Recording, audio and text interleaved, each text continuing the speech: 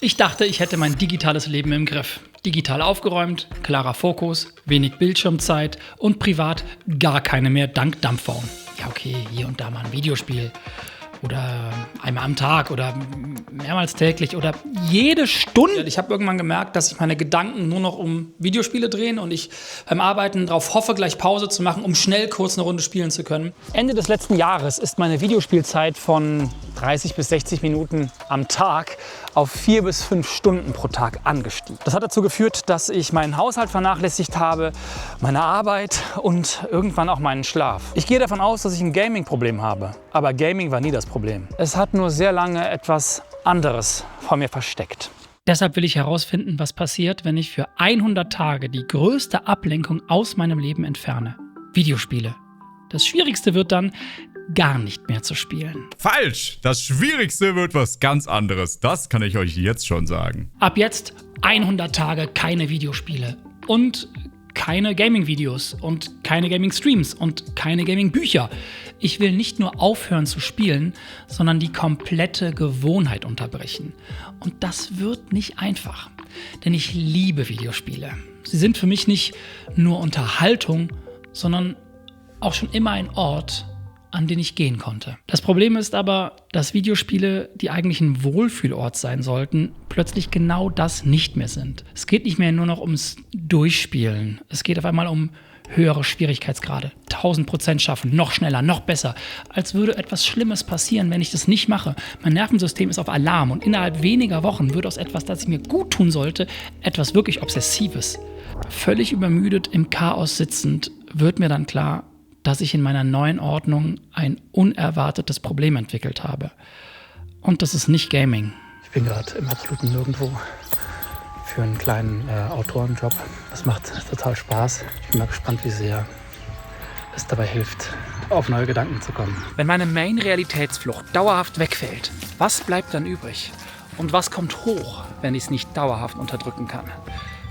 Ach so, ja, weil ich jetzt keine Videospiele mehr spiele, muss ich Quests in der echten Welt machen. Okay. Ich dachte eigentlich immer, ich bin keine Suchtpersönlichkeit. Diese ganzen Süchte, die andere haben, wie Rauchen und sowas, das habe ich alles nicht. Die Wahrheit ist aber, ich habe natürlich einfach andere Süchte entwickelt oder durch andere Dinge das kompensiert. Computerspielsucht ist eine offiziell anerkannte Krankheit. Sie beschreibt ein anhaltendes oder wiederkehrendes Spielverhalten, das zu erheblichen Beeinträchtigungen im persönlichen, familiären, sozialen, schulischen oder beruflichen Leben führt. Aber ich will ja nicht für immer Videospiele aufgeben. Ich will nur aus diesem Teufelskreis raus. Und das funktioniert im Nirgendwo erstmal besser als gedacht.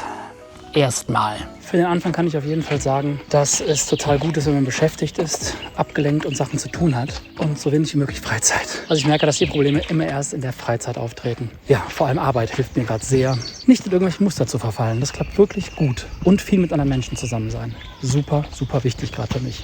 Ich habe 10 Holz und ja, Ablenkung hilft. Die lenkt mich ja auch von dem ab, wovon ich mich mit Videospielen abgelenkt habe. Wieso brauche ich diese Flucht? Weil wenn ich es nicht mache, steigt die Unruhe. Und das mindestens 2-mal am Tag. Morgens und abends, wenn man so Zeit für sich hat, möchte ich gerne Videospiele spielen. Aber ist das etwas, das ich gerne mache oder etwas, das ich brauche? Übrigens, damit das einmal klar ist. Videospiele sind nicht das Problem. Ich hätte auch eine andere Flucht finden können. Der Grund, warum ich suchtdruckmäßig Videospiele brauche, der ist das Problem. Und wie sehr, zeigt ein Test. Denn kurz vor dem Experiment habe ich mit meiner Therapeutin einen Test zu Gaming-Sucht gemacht. Danke, Nico. Also 0 bis 7 Punkte ist normal. Ab 13 Punkten ist es dann Suchtverhalten. Man kann maximal 27 Punkte haben. Ich habe 20 Punkte. Den gleichen Test werde ich nach 100 Tagen nochmal machen. Beziehungsweise vielleicht schon nach Tag 3. Denn dann habe ich es geschafft und bin geheilt. Wirklich? Ich würde sagen, es ist weg. Ich bin nicht in der Nähe von irgendwelchen Videospielen. Ich kann jetzt auch gerade gar nicht spielen, aber ich würde sagen, wenn ich so auf die Situation gucke, nach 3 Tagen war es weg. Mal gucken, wie es ist, wenn ich wieder in Versuchung kommen kann. Weil jetzt aktuell geht's gar nicht. Es ist eigentlich albern, wie wenig mir hier klar ist, dass man in 3 Tagen keine lebenslang aufgebauten Verhaltensmuster verändern kann. Aber ich denke hier, das war's und das hebt meine Laune deutlich. Die nächsten Tage sind einfach nur schön. Ich fühle mich frei, schaue mir sogar mal die analogen Spiele an, die es hier in der Unterkunft gibt, in der ich untergebracht bin. Und wie läuft das? Heute ist so semi-gut. Ich merke, dass meine Gedanken sich wieder sehr um Videospiele drehen und ich glaube, das Hauptproblem ist, was eigentlich passiert in meinem Kopf. Ich habe halt mein Smartphone und das ganze Dopaminzeug damit einfach abgesetzt und dann unbewusst durch Videospiele ersetzt. Das heißt, im Grunde bin ich wieder in der Smartphone-Doomscrolling-Mechanik wahrscheinlich drin. Fertig. Das mit dem Gedankenkarussell ist übrigens normal. Ich entferne ja nicht nur ein Hobby, sondern eine ganze Gewohnheit. Bestimmte Situationen, Gefühle oder konkrete Tage waren jahrelang mit Gaming verbunden. Okay, da lang. Das Gehirn erinnert sich nicht nur an die Handlung, sondern auch an die damit verbundenen Auslöser. Bestimmte Situationen, Gefühle oder sogar Tageszeiten. In der Suchtforschung spricht man von sogenannten Hinweisreizen. Dinge, die vorher mit der Belohnung verbunden waren, können später automatisch das Verlangen auslösen. Allerdings ist das nur der Anfang von etwas, das mir schnell schlaflose Nächte bereitet. Ich habe die ganze Nacht nicht richtig geschlafen, weil ich tatsächlich von Videospielen geträumt habe. Etwas, das mal sehr schön für mich war und mich sogar besser hat schlafen lassen, in Gedanken Videospiele spielen, wird zum Problem. Und während ich meinen Autorenjob beende, wird mir langsam klar, was hier eigentlich passiert. Dir auch? Martina? Auch wenn es jetzt gerade nicht danach aussieht. Mein digitales Leben habe ich in den letzten Wochen und Monaten nach und nach immer mehr unter Kontrolle bekommen. Doch auch wenn ich wieder viel mehr kontrolliere, sobald ich ins Netz gehe, bin ich angreifbar. Und genau da hilft mir NordVPN gerade weiter. Denn NordVPN ist inzwischen viel mehr als nur ein VPN und versteht sich als All-in-One-Anbieter für digitale Sicherheit. Zum Beispiel mit integriertem Antivirus der nächsten Generation, der anders funktioniert als klassische Antivirenprogramme. Statt zu warten, bis eine schädliche Datei auf meinem Gerät aktiv ist, fängt NordVPN Bedrohungen bereits früher ab und blockiert Phishing-Links, erkennt Betrugswebsites, stoppt Malware beim Download, dazu außerdem Tracker und Werbeblocker. Weniger digitaler Lärm, weniger Überwachung beim Surfen und es ist alles in einem Abo. Bis zu 10 Geräte, alles in einer App. Und ja, NordVPN ist auch weiterhin der VPN, den wir kennen. Wenn ihr im Ausland unterwegs seid und trotzdem eure Gaming- oder Streaming-Bibliothek nutzen möchtet, ist NordVPN nach wie vor für euch da. Ob das für mich jetzt gerade eine gute Idee ist? Andere Frage. Mit meinem Link bekommst du auf jeden Fall das exklusive Angebot plus 4 extra Monate. Risikofrei, 30 Tage Geld-Zurück-Garantie. Wenn mir manchmal Sachen aus alten Videospielen wieder einfallen, merke ich, dass mich eigentlich das Thema beschäftigt, was ich zu der Zeit hatte, als ich das Spiel gespielt habe. Ist das verständlich? Ich spiele gerne aktuelle und moderne Videospiele, aber in Phasen, die besonders belastend sind, wende ich mich immer den Spielen meiner Kindheit und Jugend zu. Du auch? Das hat mit unserem Gehirn zu tun. Was soll das denn heißen? Unser Gehirn speichert Erinnerungen nicht isoliert. Ein Spiel kann mit einer bestimmten Zeit, einem Gefühl oder einem Lebensabschnitt verbunden sein. Deshalb kann sich eine alte Spielwelt auch wie ein Zuhause anfühlen. Ja, zum Beispiel, aber ich meinte eher sowas wie, ja, fast das hier. Das ist meins. Videospiele sind besonders, weil man aktiv in ihnen handelt. Wir erleben die Geschichte nicht nur als Zuschauende, sondern treffen Entscheidungen, lösen Probleme und verbringen Stunden in diesen Welten. Die aktive Beteiligung kann Erinnerungen besonders persönlich machen. Wenn es mir nicht gut geht, denke ich mich schon immer, solange ich mich erinnern kann, in Videospielwelten. So Situationen, die einfach schwer zu ertragen sind oder Momente, in denen das Leben schwierig ist. Eskapismus bedeutet nicht automatisch etwas Schlechtes. Wir alle machen das ständig. Durch Bücher, Filme, Social Media, Musik oder Games. Das hilft uns, Abstand zu gewinnen, Stress zu reduzieren und unsere Emotionen zu regulieren. Problematisch wird es eher dann, wenn diese Strategie die einzige Möglichkeit wird, mit negativen Gefühlen umzugehen. Löst du dich vielleicht noch mal ganz auf? Ja, ich denke gleich. Die Frage ist nicht, ob man flieht, sondern ob man danach wieder zurückkommt. Und das ist etwas, womit ich mein Leben lang Probleme hatte. Die Realität interessiert mich eigentlich erst seit knapp 10 Jahren.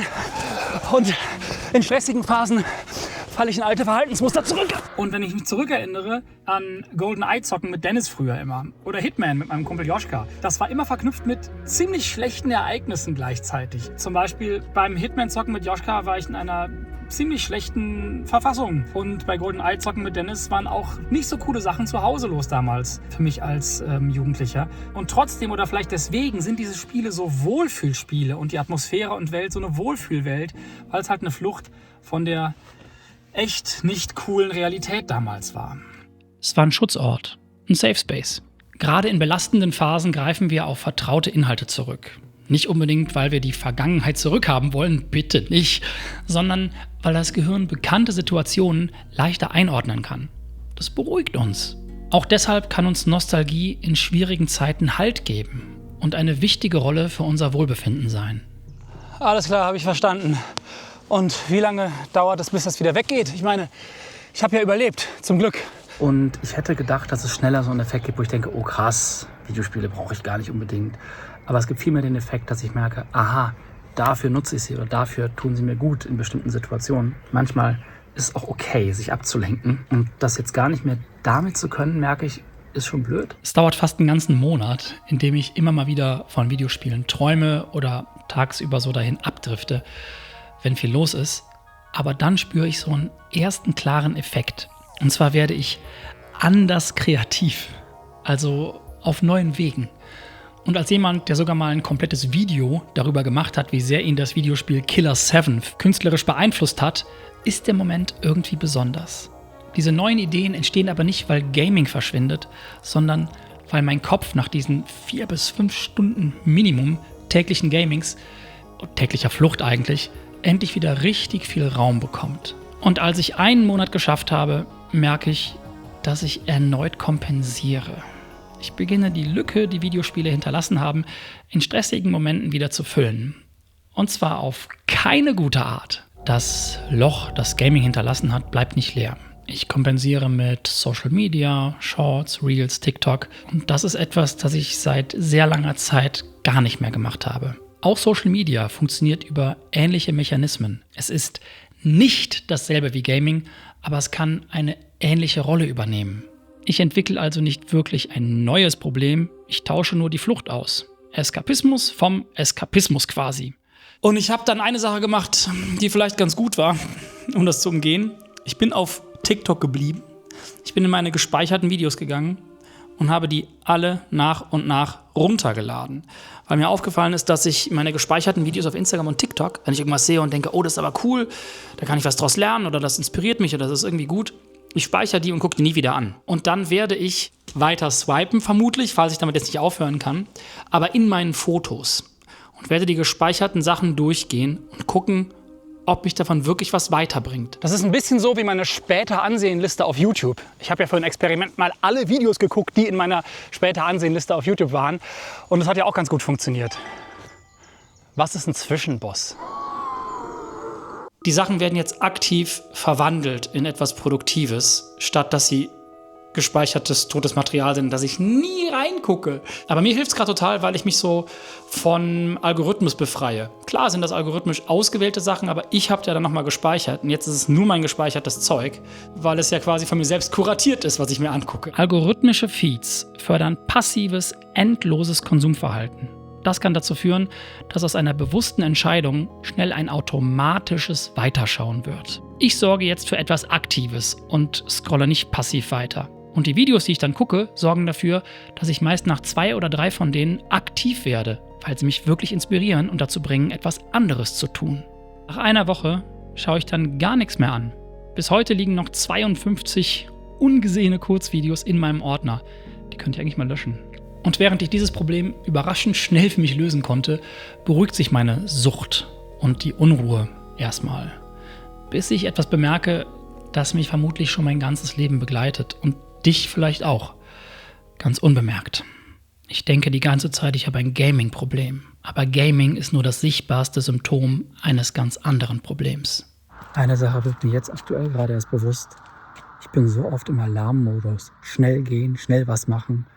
Unter so einem Druck, der eigentlich gar nicht da ist. Wir entwickeln oft Strategien, um unangenehme Zustände zu verändern. Das kann Sport sein, im Freundeskreis drüber sprechen, kreativ werden oder auch Gaming. Dabei ist nicht eine Strategie besser als die andere. Das Problem ist nur, wenn eine Strategie alles andere ersetzt. Du bist der Zwischenboss. Also, wenn ich zu einem Termin gehe, gehe ich nicht zu einem Termin, sondern ich gehe alarmiert zu einem Termin, um pünktlich zu sein. Also ich habe direkt irgendwie so eine fokussierte Haltung, aber die ist nicht unbedingt fokussiert, sondern die ist so ein bisschen verkrampft. Ich merke auch jetzt gerade, es ist schon so eine innere Alarmiertheit da, die gar nicht sein muss. Und wenn ich mich darauf konzentriere, dass die gar nicht sein muss, fährt die auch langsam runter. Vielleicht habe ich Gaming nicht genutzt, um Stress zu lösen, sondern um ihn zu unterdrücken, ihn bloß nicht wahrzunehmen. Und ohne meine Hauptablenkung werden diese Körpersignale auf einmal sichtbar. Das fühlt sich im ersten Moment wie bei einem Entzug von Gewohnheiten oft schlimmer an, ist aber eigentlich Fortschritt. Ich lerne gerade wieder, meine eigenen Körpersignale besser wahrzunehmen und zu verstehen. In der Psychologie nennt man diese Signale Interozeption. Wir Menschen unterscheiden uns auch stark darin, wie gut wir diese Signale wahrnehmen und einordnen können. Bei mir fühlt es sich jetzt so an, als hätte Gaming diese Wahrnehmung lange unterdrückt, bevor ich gemerkt habe, was eigentlich los ist. Ich habe jetzt seit ein paar Tagen nicht mehr an Videospiele gedacht, in keiner Form. Das ist neu. Man sagt, es dauert 66 Tage, um eine Gewohnheit loszuwerden oder eine neue zu lernen. Das stimmt übrigens nicht. Die Spannweite ist riesig. Aber bei mir scheinen 63 Tage viel verändert zu haben. Jetzt ist die Frage, ob ich die neu entdeckte Anspannung auch noch gepackt kriege. Ich erinnere mich ganz klar daran, wenn ich früher diese Anspannung hatte, war mein erster Impuls, wenn ich zu Hause war, Videospiel, Eskapismus, passt jetzt gut. Jetzt aktuell, wenn die Anspannung kommt, merke ich die total. Also ich merke die körperlich voll. Ich glaube, die habe ich vorher gar nicht gemerkt. Und ich merke jetzt aber, wenn die kommt, dass mir in solchen Momenten einfällt, oh, jetzt hätte ich Bock zu zocken. Moment, nein, warte mal, was ist das für eine Anspannung? Und dann gucke ich kurz, wie fühle ich mich gerade, was ist los? Und dann löst die sich so. Ich vermute mal, dass sie sich vorher durch die Videospiele lösen konnte. Die Wahrheit ist, dass Gaming meine Anspannung gar nicht gelöst, sondern nur überdeckt hat. Gaming kann kurzfristig tatsächlich Stress reduzieren und Menschen auch wirklich helfen. Das ist ja der Grund, warum es funktioniert. Um sicher zu wissen, dass ich es wirklich geschafft habe, werde ich nach 100 Tagen das erste Mal wieder spielen. Und zwar gibt es ein Update meines Lieblingsspiels, das erste Update nach 3 Jahren. Außerdem mache ich nochmal diesen Suchttest bei meiner Therapeutin. Fail? Mir doch egal. An Tag 72 vermisse ich dann etwas, das mit Gaming zu tun hat. Das sind aber nicht die Spiele an sich, sondern... ich vermisse mehr als Gaming die Videos darum, die ich gerne gucke. Das fehlt mir wirklich sehr. 100 Tage lang habe ich herausgefunden, warum ich spielen wollte. Jetzt will ich wissen, kann ich jetzt noch Games spielen, ohne wieder in diese Spirale zu kommen? Dafür mache ich mein Lieblingsspiel an, zu dem es ein Update gibt, auf das ich seit Jahren warte. Und eine Woche später mache ich dann nochmal den Suchttest. Was hat mir geholfen? Der Haushalt. Immer wenn es hochkommt, räume ich auf, wasche Wäsche, putze. Und wenn ich unterwegs bin, mache ich Braindump, also alle Gedanken ins Notizbuch, Kopf leeren oder wenn ich ruhig genug bin, einfach ins Nichts starren. Games sind nicht das Problem. Entscheidend ist, welche Rolle sie in unserem Leben spielen. Bei mir waren sie lange ein Werkzeug, um mit ungewünschten Gefühlen umzugehen, bis sie dann mein einziges Werkzeug wurden und das ist dann sehr schnell ein Problem gewesen. Die Lösung ist aber nicht, nie wieder zu spielen. Die Lösung ist zu verstehen, warum man gerade spielen will. Und genau das war auch der schwierige Teil. Das ist der Endboss? Ja, das war klar. Aber den besiege ich nicht so einfach. Das vertage ich. Und nächstes Mal geht es um ein Thema, das ihr euch schon sehr lange wünscht. Und zwar ketogene Ernährung. Und zwar vegan in meinem Fall. Also, tschüss.